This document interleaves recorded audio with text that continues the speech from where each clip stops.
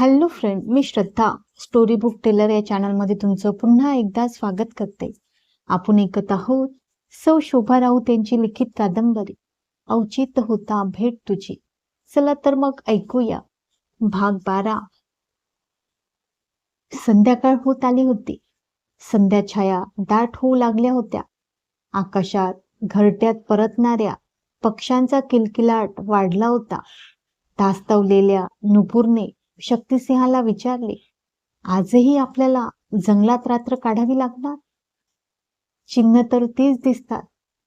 कालची रात्र आठवली तरी अंगावर काटा उभा राहतो. कशी काढली मी त्या कपारीत रात्र?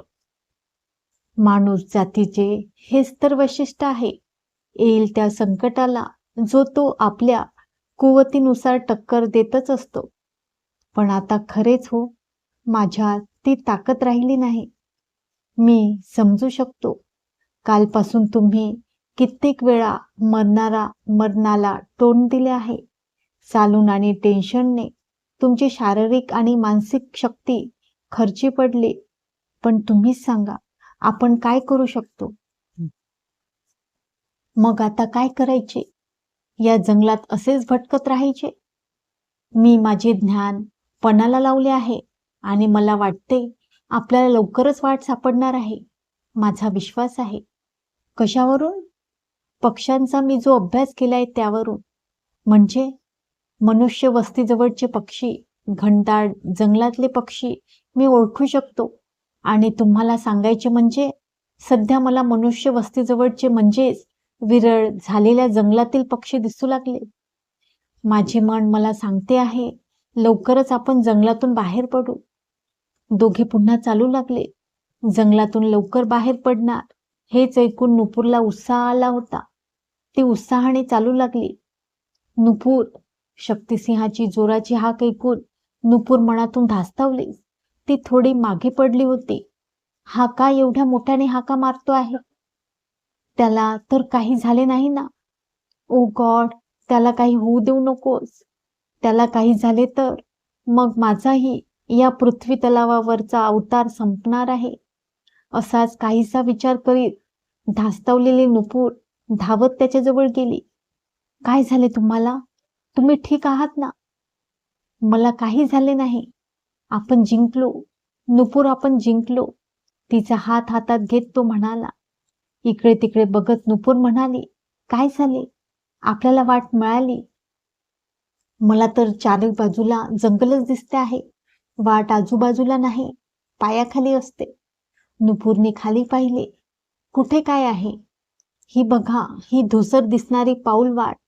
म्हणजे ही वाट रोजच्या वहिवाटातलीच आहे. वहिवाटीतली नाही, पण अधूनमधून या वाटेचा उपयोग होतोय. तुम्हाला खात्री आहे? अगदी 100%. चला तर जाऊया. दोघेही पायवाटेवरून निघाले. अंधार हळूहळू दाटून येऊ लागला होता. जोपर्यंत पायाखालची वाट दिसते आहे तोवर फास्ट चालायला पाहिजे, शक्तिसिंह म्हणाला. दोघेही भराभर चालू लागले. शक्तिसिंह पायवाटेचे निरीक्षण करीत होता. काही ठिकाणी म्हणजे खुरट्या गवतावरून पायवाट जात असल्याने काहीच समजत नव्हते. अशा वेळी पुढे जाऊन व्यवस्थित बघावे लागत होते. तरीही पाऊण तास त्या रस्त्यावरून दोघे चालले. आता मात्र अंधार दाटून आला. शक्तिसिंहाने आपल्या खिशातली बॅटरी काढली आणि मग बॅटरीच्या उजेडात त्यांचे चालणे सुरू झाले. पण त्यामुळे त्यांचा चालण्याचा वेग कमी झाला. त्यानंतर तब्बल 1.5 तास चालल्यानंतर त्यांना वस्ती असल्याचे चिन्ह लक्षात आले. दोघांनाही खूप आनंद झाला होता. हातात हात घालून ते चालत होते. पहिल्याच दिसलेल्या घराजवळ ते थांबले. इथेच विचारूया. काय विचारणार? आजच्या रात्रीपुरती जागा, पण शंका काढू नका. शक्तिसिंह पुढे झाला. त्याने दारावर थाप मारली. आतून बाईचा आवाज आला. कोण आहे? जरा दार उघडता. अनोळखी आवाज ऐकून ती बाई लगबगीने बाहेर आली असावी. कोण हायसा तुम्ही? कोण पाहिजे हाय? मावशी, वाट सुरू हाय आम्ही. वाट चुकलोय. आजच्या रात्रीपुरता आसरा पाहिजेल. त्या म्हातारीने दोघांकडे निरखून पाहिले. नुपूरकडे पाहत म्हातारी म्हणाली, ह्यो तुझा दादला आहे काय? नुपूर काही बोलणार तेवढ्यात चटकन शक्तिसिंह म्हणाला, मावशी, ही माझी कारभारीण आहे. कोण गावचे तुम्ही? आम्ही चंद्रपूरचे पाटील. चंद्रपूर? म्या म्हातारीला ठाव नाही. वाईस थांबा, माझ्या पोराला बोलावतो. म्हातारीने तिच्या मुलाला हाक मारली. अरे पांडुरंगा, वाईचे. शेजारच्या खोपटातून पांडुरंग बाहेर आला. दाराजवळ अनोळख्या व्यक्तीला पाहून बावरला. तोच म्हातारी म्हणाली, अरे पांडुरंगा, ही दोघं वाट चुकून नाशा आल्या ती. आजच्या रात्रीसाठी ठेवून घ्या म्हणत्या ती. कोण गावचं म्हणायचं? पांडुरंगाने प्रश्न केला. चंद्रपूर. अर, एवढ्या लांबून कसा आला असा? पांडुरंगाच्या चेहऱ्यावर आश्चर्य होते. आम्ही इरेश्वराच्या दर्शनासाठी म्हणून गेलो होतो. इरेश्वर माहिती हाय नव? शक्तिसिंह म्हणाला. कवा गेलो नाही, पण ऐकून हाय ठाव. दर्शन घेऊन येत होतो अन कारभारिणीचा पाय घसरला की डोंगरावरून खाली चाली. मग म्या बी आलो अन मग दरीतून वाट शोधत इकडं आलो. लय त्रास झालाय जणू. वय, लय त्रास झालाय. चालून चालून पाराचं दीड झालंय बघा. आर, राहू देत असणे. या पोरांनो, आत या. म्हातारी आत वळाली. तिच्या पाठोपाठ तिघेही आत गेले. म्हातारीने त्यांना बसायला कांबळे अंथरले. नुपूर आणि शक्तिसिंह बसले. म्हातारीने पाण्याचा तांबा पुढे ठेवला. म्हातारी नुपूरकडे पाहत म्हणाली, बये, ही कसली कापडं घातली आहेस तू? म्या बघितलं नाही कधी बी. मावशे, ही शेरातून आली. तर तिकडे बाया असली कापडं घालतात. शक्तिसिंह म्हणाला. आखरीतच म्हणायचं. पाहुणं, चंद्रपूरची यात्रा आहे ना व? तुम्हासनी ठाव आहे? वयजी, लय मोठी असते म्हणा. तुम्ही कवा बघितली नाही? नाही बा, एवढ्या दूर कसलं जातोय? आमच्या संगट चला उद्याच्याला. आमच्या वाडीतलं सरकार, ते गणपतराव सावकार, ते दर्शनाला जातात. त्यांच्याकडून समजलंय आम्हासनी लय बढाया मारतात बघा जत्रेच्या. जरा त्या सावकाराला बोलावता.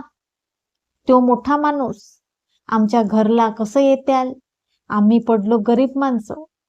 आपण जाऊया त्यांच्याकडं. पर म्या म्हणतो, ते तरी कशासाठी? पांडुरंगराव, आम्हासनी इथून चंद्रपूरचा रस्ता ठाव नाही.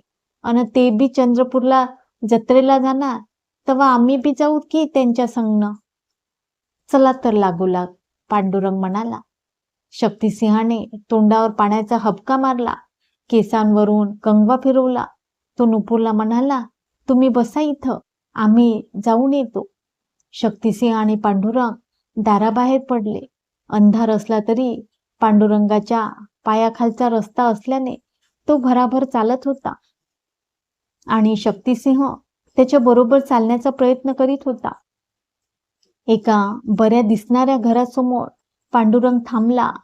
म्या सावकारासनी भेटून येतो, तुम्ही वाईस थांबा. शक्तिसिंह बाहेर थांबला. 2 मिनिटातच पांडुरंग बाहेर आला आणि तो म्हणाला, चला, तुम्हासनी बोलावलंय. शक्तिसिंहाने घरात प्रवेश केला. पडवी ओलांडून दोघे आतल्या सोप्यात गेले. सावकार अडकित्याने सुपारी कात्रीत बसला होता. त्याचे लक्ष शक्तिसिंहाकडे गेले. त्याने कंदिलाच्या उजेडात बारकाईने शक्तिसिंहाला निहाळले. तो झटकन उठला. शक्तिसिंहासमोर येत म्हणाला, सरकार तुम्ही? या या, आमच्या घराला तुमचं पाय लागलं, धन्य झालं, म्हणत त्याने शक्तिसिंहाच्या पायावर डोके ठेवले. त्याला उठवी शक्तिसिंह म्हणाला, तुम्ही ओळखता आम्हाला?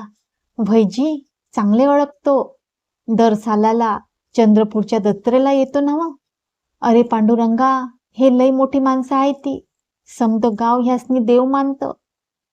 माझ्या म्या त्यासनी नमस्कार देखील केला नाही. एवढे मोठी माणसं स्वतःहून घरला आली. म्या तर दारातच नाव गाव विचारित बसलो. सरकार, आम्हासनी माफी असावी. म्हणत त्याने शक्तिसिंहाच्या पायावर डोके ठेवले. अहो, असू द्या, आमचा मोठेपणा इथे आड यायला नको. आज आमच्या दृष्टीने तुम्ही मोठे आहात. आमच्या अडीचणीच्या वेळी आम्हाला मदत देता आहात. तुमचे उपकार आहेत आमच्यावर. सरकार असं म्हणूच नगासा, पाप चढेल आमच्यावर. पांडुरंग काकुळतीला येऊन म्हणाला. शक्तिसिंहाच्या हाताला धरून गणपतने त्याला गादीवर बसवले आणि मग त्याची चौकशी केली. शक्तिसिंहाने सर्व व्यवस्थित सांगितले.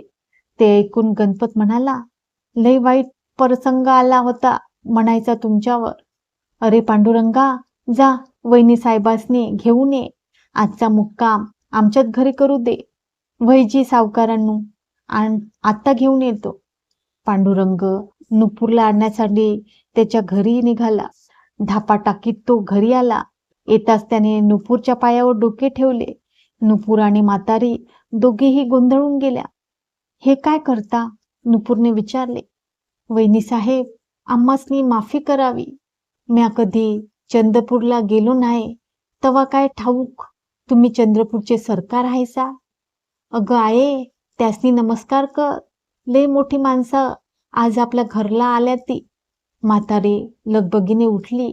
ती नमस्कारासाठी वाकणार एवढ्यात नुपूरने त्यांचा हात आपल्या हातात घेतला आणि म्हणाली, मावशी, तुम्ही वयाने माझ्यापेक्षा मोठे आहात. मला नमस्कार करू नका. अहो पर तुम्ही मोठी माणसं.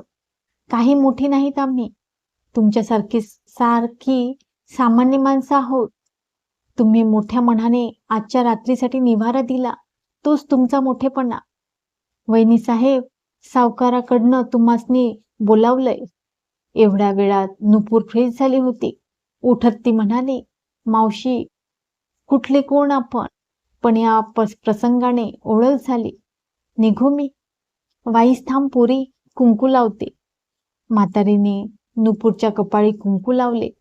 नुपूरला खूप वेगळे वाटत होते. म्हातारीचा निरोप घेऊन पांडुरंगाबरोबर ती गणपत सावकाराच्या घरी आली. सावकाराने मोठ्या आस्तीने तिचे स्वागत केले.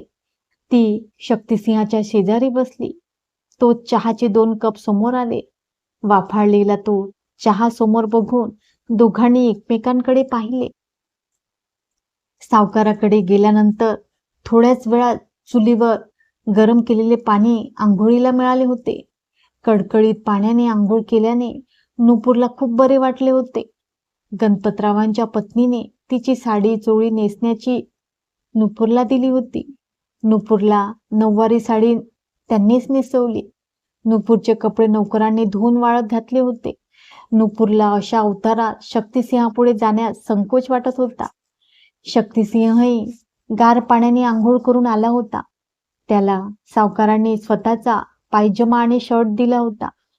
त्याचेही कपडे धुवून वाळत घातले होते. जेवणासाठी दोघे जेव्हा समोरासमोर आले तेव्हा दोघांनाही हसू आवरेना. सावकाराने थोड्याच वेळात जेवणाचा चांगला बेत केला होता. कोंबडी, भात, अगदी गरमागरम तव्यातली भाकरी, दही कांदा. नुपूर ताटावर बसणार एवढ्यात सावकाराची बायको नुपूरला म्हणाली, अहो वहिनी साहेब, सवासनीनं कपाळ असं फटफटीत नाही ठेवायचं. तिने घरातल्या कामाच्या बाईला हाक मारली. कमल, जरा वहिनी साहेबासनी कुंकवाचा करंडा आणि मेणाची डबेही दे. नुपूरला समजेना मेणाच्या डबीचे काय करायचे. ती शक्तिसिंहाला म्हणाली, जरा तुम्हीही आत या. शक्तिसिंह आणि नुपूर आतल्या खोलीत गेले. कमलने कुंकवाचा करंडा आणून दिला आणि ती गेली. कशाला बोलावले?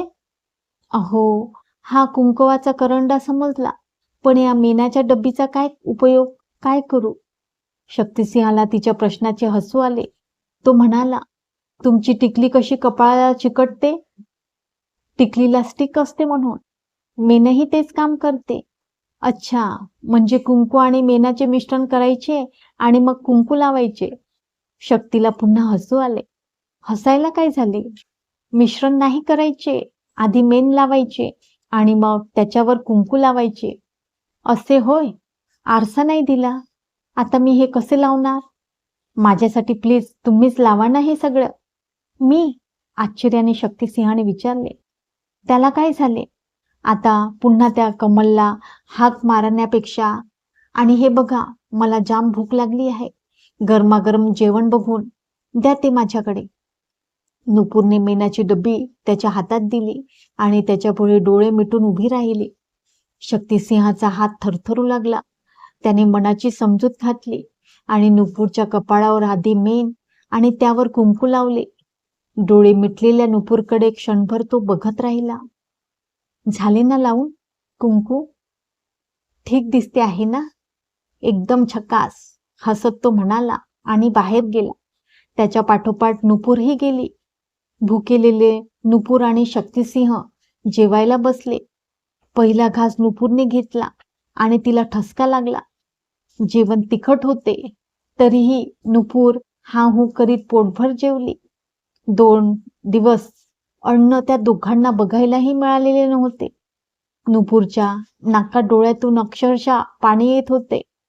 शक्तिसिंहाला तिखट खाण्याचीही सवय होती, त्यामुळे त्याला काही त्रास झाला नाही. तोही पोटभर जेवला. गणपतरावांनीही आग्रह करून करून त्यांना व्यवस्थित वाढले होते. पोटभर जेवण झाल्यानंतर नुपूरच्या डोळ्यांवर झापड येऊ लागली. शक्तिसिंहाचीही काही वेगळी स्थिती नव्हती. ते ओळखून गणपतराव म्हणाले, सरकार आत अंथरूण टाकलंय, झोपताय नव्ह? हो, झोपही आली आहे. चला तुम्हासनी तुमची खोली दावतो. या वहिनीसाहेब, 2 दिवस लय हाल झाले ती तुमचे. बिनघोर झोपा आता. गणपतराव 2 सोपे ओलांडून एका खोलीत आले. त्यांच्या पाठोपाठ नुपूर आणि शक्तिसिंह आले. दोघांसाठी सोय केलेली बघून दोघे चक्रावले, पण ते गणपतरावांना काही बोलले नाही. गणपतराव निघून गेले. दोघांनी एकमेकांकडे पाहिले. दोघांच्या चेहऱ्यावर हसू आले. इलाज नाही, शक्तिसिंह म्हणाला. ऍडजस्ट करायलाच पाहिजे.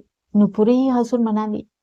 पांघरण्यासाठी दिलेली वाकळ शक्तिसिंहाने अंथरली आणि तो त्यावर आडवा झाला. नुपूरही गादीवर आडवी झाली. शक्तिसिंह म्हणाला, कसे गेले 2 दिवस आणि कालची रात्र? हॉरिबल. आता या क्षणी जाणवते आहे आपण कोणत्या प्रसंगातून कसे गेलो. आयुष्यात पुन्हा कधी असे प्रसंग येणार नाही आणि येऊही नाही. मलाही हा वेगळा अनुभव होता. यातून मला बरेच काही शिकता आले. शक्तिसिंह म्हणाला, आपण कधी निघायचे? उद्या सकाळी. कधी पोचणार? परवा सकाळपर्यंत. अरे बापरे, म्हणजे उद्या पूर्ण दिवस पायपीट? अजिबात नाही. उद्या पायांना पूर्ण विश्रांती. मात्र अंगाची हाडे खिळखिळी होती. म्हणजे उद्या आपण बैलगाडीतून जाणार आहोत. बैलगाडी? इथे यापेक्षा दुसरे चांगले वाहन नाही. बैलगाडी तर बैलगाडी, चालावी लागणार नाही ना, हे महत्वाचे. आणि एक सांगू? मगापासून सांगायचे होते. सांगा ना. या साडीत छान दिसता आहात. काहीतरीच काय, अगदी शपथ. आता झोपा. Good night. Good night. नुपूरने कुश बदलली. तिने डोळे मिटून घेतले. या साडीत छान दिसता आहात. शक्तिसिंहाचे हे वाक्य वारंवार तिच्या कानावर आदळत होते आणि तिच्या ओठांवर हास्य येत होते. त्याच विचारात ती झोपी गेली. शक्तिसिंह अजून जागा होता. त्याला जत्रेसाठी आपण पोहोचणार याचा आनंद झाला होता. बरे झाले हे गणपतराव मिळाले, नाहीतर चालत तर आपण पोहोचूच शकलो नसतो. इतर सगळे आपली काळजी करीत असतील. बघू कुठून फोन करता आला तर, पण तेही शक्य वाटत नाही लवकर. फार दुर्गम भाग आहे हा. गणपतरावांना विचारायला पाहिजे कोणकोणती गावे लागणार. एखादी एसटी मिळाली तरी बरे होईल.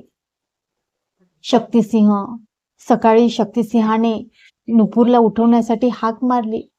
नुपूर अगदी गाढ झोपली होती. शक्तिसिंह तिच्याकडे पाहत राहिला. केवढी छान झोपली आहे ही. तिला उठवणेही त्याच्या जीवावर आले. शक्तिसिंह उठून बाहेर गेला. त्याला उठलेले पाहून गणपतराव त्याच्या जवळ आले. सरकार, मशिरी आणू? आम्ही मशिरी नाही लावत. चुलीतली राख मीठ चालेल. आता आणतो.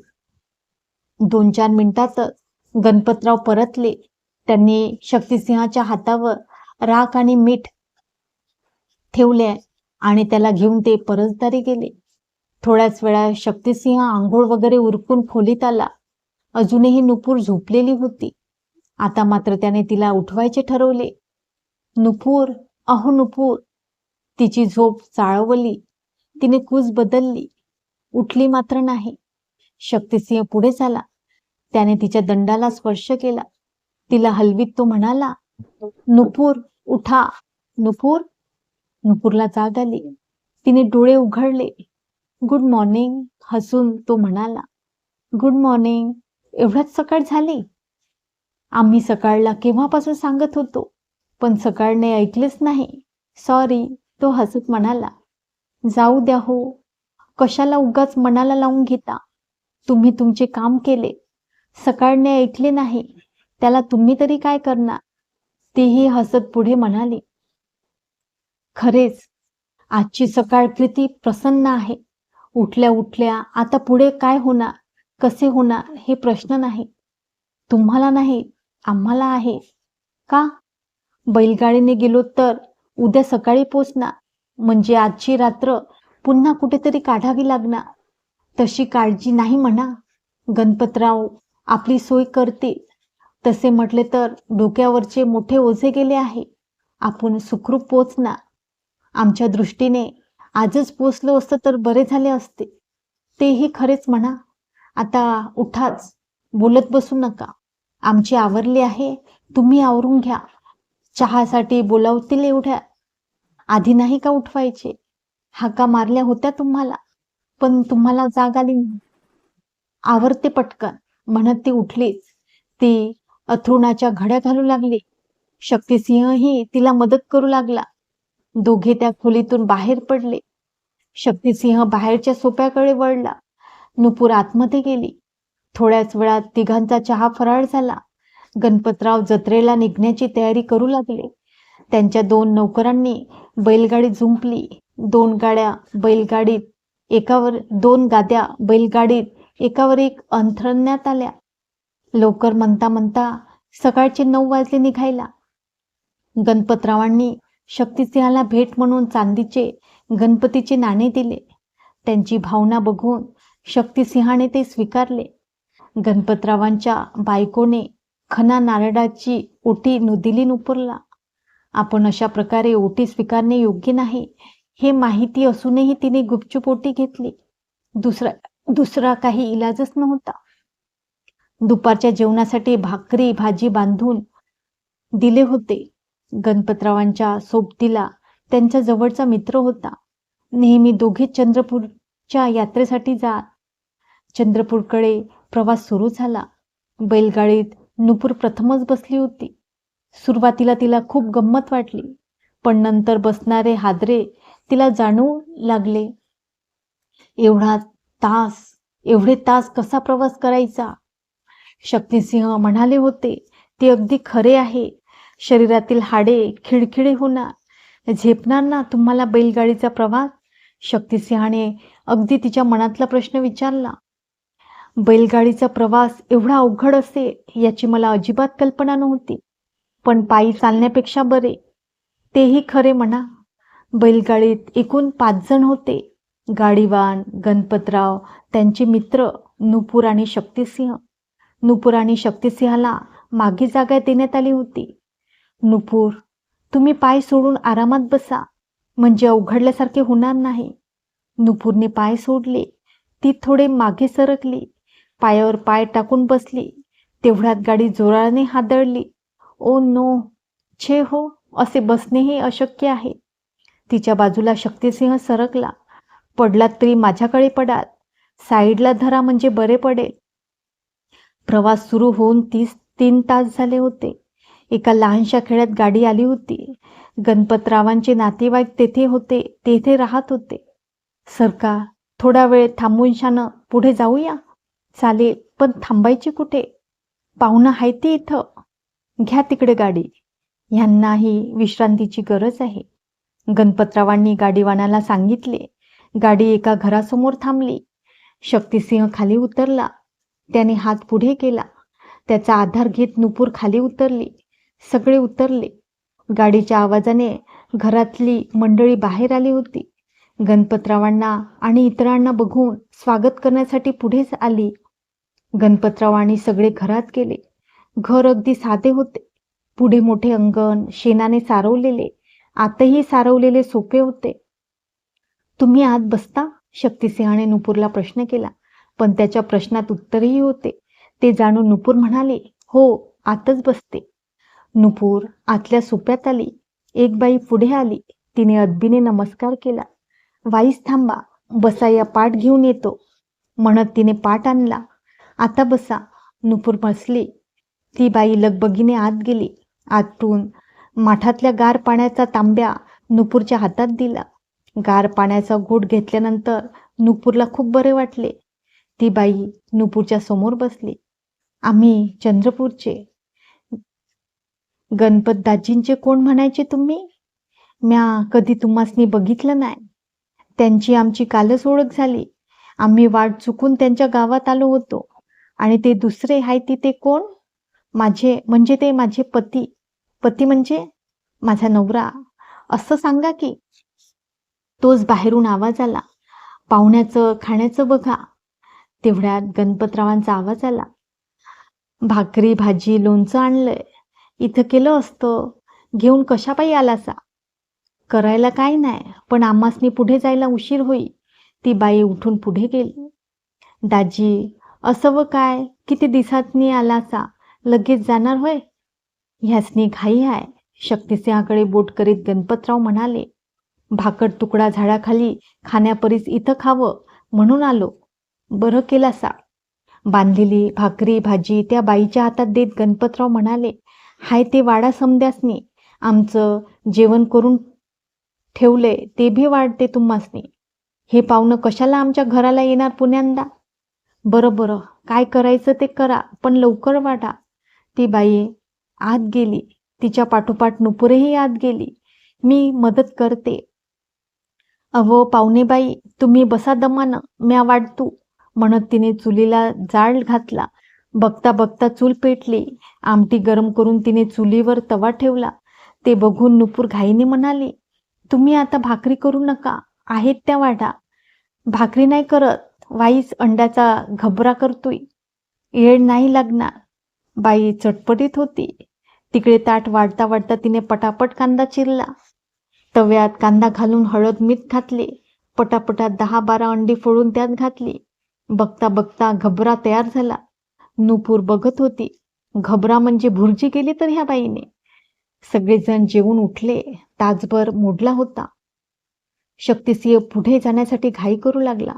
ते बघून गणपतराव उठलेच. नुपूरला त्या लोकांचे खूप कौतुक वाटले. अगदी अचानक आलेल्या त्याही 5 व्यक्ती, तरीही त्या बाईच्या चेहऱ्यावर नापसंतीची एकही आठी उमटलेली तिला दिसली नव्हती. तिने मनोमन कबूल केले. अजूनही ते अतिथी देवो भव अशी परिस्थिती आहे. नाहीतर आपल्या शहरांमध्ये अचानक कोणी आले तर फोन न करता आलेल्या त्या पाहुण्यांबद्दल मनात नाराजी उमटते. चला तर मित्रांनो, आता इथेच थांबूया. भेटूया उद्याच्या भागात. तोपर्यंत नमस्कार.